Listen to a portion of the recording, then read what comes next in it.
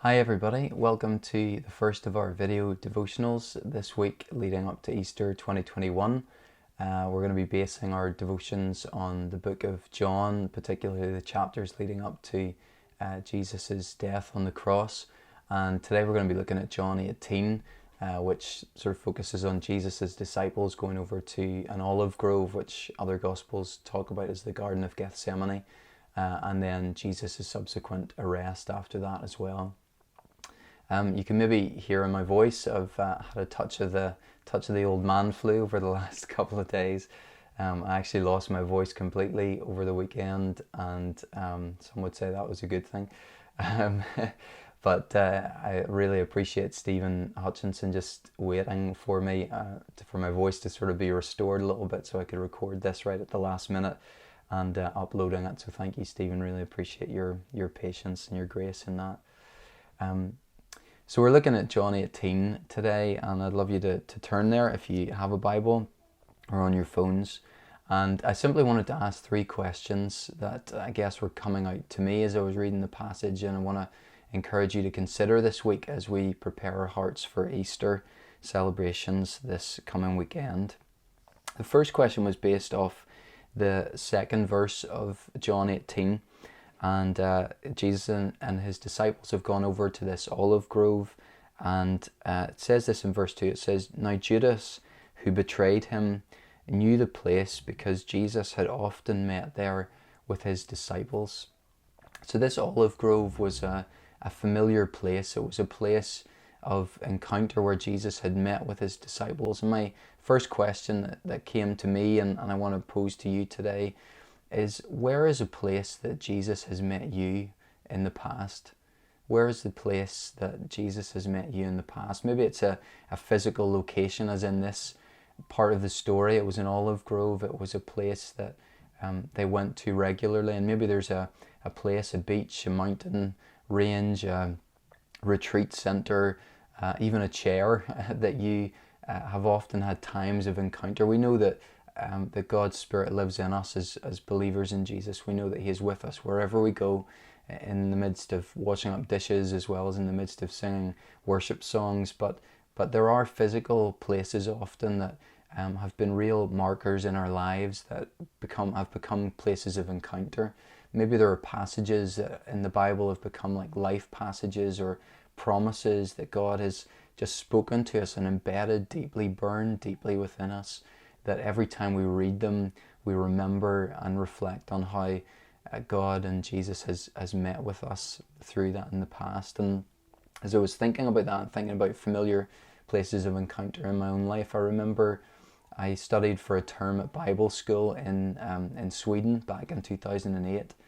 And one of the afternoons, they encouraged us to pick our favourite Bible passage, one that we knew really well, and to go out. There was lovely surroundings around the Bible school there, and woods and rivers and wee streams and things. And they said, go and take this passage that is familiar, that you know really well, but read it again and ask Jesus to meet you fresh in fresh ways through it.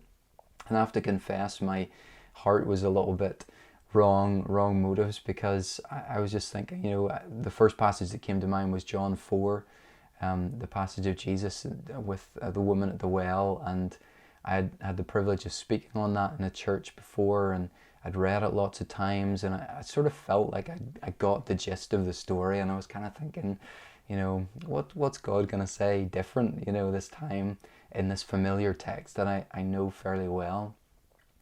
And thankfully God was gracious and broke through my pride and arrogance, and He spoke to me, and He met with me in a fresh way in that text. He showed things to me that I hadn't seen before, and it was just such a sweet time of blessing and of communion with Him in this familiar place. He brought a sense of freshness. And so based on this first question, I guess maybe my question or challenge to us this week is maybe this week gives us an opportunity to revisit a familiar place of encounter where Jesus has met you in the past. Maybe it's a sermon that really spoke to you. Maybe it's a passage that God often brings to your mind or your heart, a promise, maybe even a physical place if you can go somewhere. And maybe I just want to encourage you to revisit a familiar place of encounter with God and ask Him to meet you in a fresh way. And we don't do this so that we're sentimental or nostalgic or wish that we were back where we were in that moment. That's not why we do it.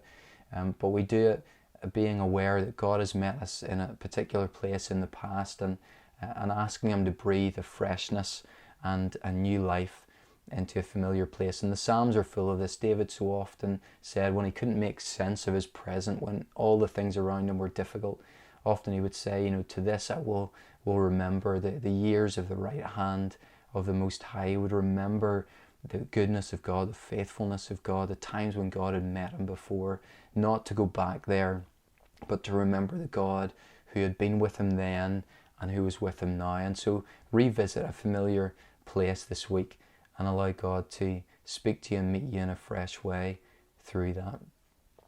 Second question comes from the next verse. It says in verse 3 that Judas came to the grove, guiding a detachment of soldiers and some officials from the chief priests and Pharisees. They were carrying torches, lanterns, and weapons. Now, it's quite an unusually descriptive part. I sort of thought it was particularly that idea of what they were carrying, these torches, lanterns, and weapons. And I wondered why include that. And the question that came to my mind, and maybe that I want to pose to you for your consideration this week as well, is what are you and what am I carrying in our hands? What are the burdens maybe or the cares that we've been carrying in our lives that this week gives us a fresh opportunity to lay down before the Lord and to let go of? See, these soldiers and religious leaders, they were going in the right direction to the right person, but with all the wrong motives. They were being led by Judas, who there was the spirit of betrayal, there was murder and hatred in their hearts. They were carrying things. It's almost like a type or a picture of what is it that's guiding your life right now? What is it you're holding on to? What is it you're carrying that is leading you in a wrong trajectory, in a wrong path? Yes, they were going to Jesus in this case, but with all the wrong reasons and wrong motives. And maybe this week God is inviting us to lay down some of the things that we've been carrying, in some cases for far too long. The burdens of sin, the burdens of shame, the burdens of regret, the burdens of past failures and mistakes, and we're still carrying them. We're still part of our lives right now, and Jesus is saying that you can lay these down. You don't have to carry the weapons anymore. You don't have to carry the torches and the things that will guide you in an earthly sense, but you can come to the light of the world. You can come to me. And I think of that great promise where he says, come to me all you who are weary and heavy laden or burdened, and I will give you rest. I don't know if you're feeling weary this week or if you're feeling burdened, but the promise of Jesus is not that he might give you some rest, not that he'll give you some rest. He just says, I will give you rest. He says, take my yoke upon you, for my yoke is easy and my burden is light. It doesn't mean that we're not going to have troubles and trials in our life, but there are some times when we're carrying burdens and things in our hands and in our lives that Jesus never meant for us to carry. He carried the cross. He bore the cross so that we could lay down our burdens, so that he would carry our burdens for us. We can lay them down before him afresh this week and enter into his rest and into his life. So what are you carrying in your hands that Jesus wants you to let go of or let down this week? And the final question that I wanted to raise with us today is actually a question that Jesus says himself. In English it's only 5 words. I don't know what it was in the original Greek or Aramaic or however it was, but it says in verse 4 that Jesus, knowing all that was going to happen to him, went out and asked them this amazing question, a question not just for today or for this week, but actually for our lives and for eternity. He says, who is it you want? Who is it you want?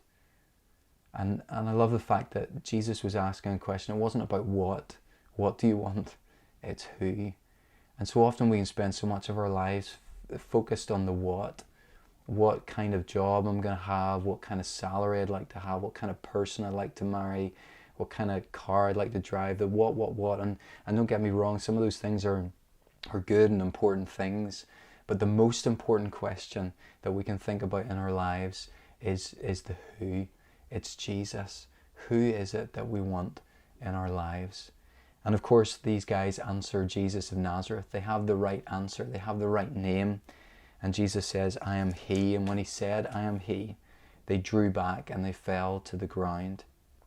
Isn't it interesting that the soldiers knew the name of Jesus, but they weren't ready for the person?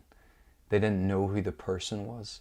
And very often we know the name of Jesus. We know who he things about him. Maybe we've heard stuff about him. Maybe we've got a wrong impression of who Jesus is. And maybe this week afresh he's saying, who is it that you want? If you want the real Jesus, then he might leave you floored. He might leave you on your back. He might leave you astounded, because so often Jesus, when he reveals who he really is, he was counter to what people expected him to be. He was more loving, more compassionate, more gracious, more kind, more holy, more fierce, more direct than what people thought. He overturned tables as well as chose not to cast stones. He was someone who invited himself to tax collectors' houses for dinner, and as a result saw salvation come to the house that night in Zacchaeus' house. Jesus was able to be so radically different than what most people thought he was going to be like and what he was going to do. And so his question to me, to you, to us this week is, who is it you want? And if our answer is Jesus, then be prepared to maybe be a bit astounded, maybe even floored. Be prepared to meet a Jesus who is not the person perhaps that we always expect him to be. Be prepared to meet a Jesus who could change your life, because he can. And if there's any inkling in your heart, if you're not yet a believer of Jesus and a follower of him, but if there's something inside you that's saying, I want to know who the real Jesus is, not just the one that I was put off by this church or by that person or by that act of hypocrisy or whatever, but there's a real Jesus. If there's a real Jesus, if he's really out there, then I want him. If that's just our heart cry, whether you're not yet a believer or you've been a believer for many years, I believe that Jesus will presence himself, will reveal who he is to us this week as we seek him afresh.